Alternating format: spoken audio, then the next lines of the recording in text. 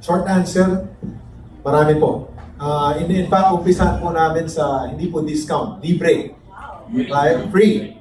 As I mentioned on stage a moment ago, our intention for all participants in the Philippine Marathon majors, we will provide coverage, insurance coverage at point of registration all throughout the race day and even past the race day.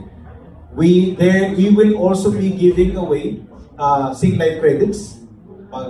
Tinapos niyo yung race, we will be rewarding credits, and these credits they have monetary value, which allows the customers to be able to buy insurance policies or be able to use it to service their existing policies through the mobile app, right? And I think on top of that, again, I would encourage our guests tonight to even try it out as early as now. The moment that our customers come into the platform, there are a lot of free, stuff that they will receive as a new customer also. So from our end, we are, sometimes I poke fun of it. We are an insurance company, pero hindi po natin bebentahan yung mga mananakbo, right? What we want to be able to achieve is that they experience insurance.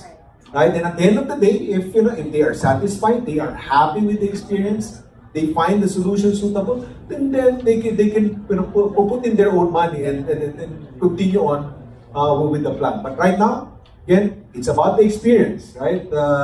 Which is important for the Filipino people because not very many, right? In fact, majority, almost 98%, or over 98% have not experienced insurance throughout their lifetime. So we're here to change that. Thank you. All right, thank you po. And Coach Rio, how do you see this partnership aligning with your brand or mission po? Of course, our goal is to promote healthy lifestyle.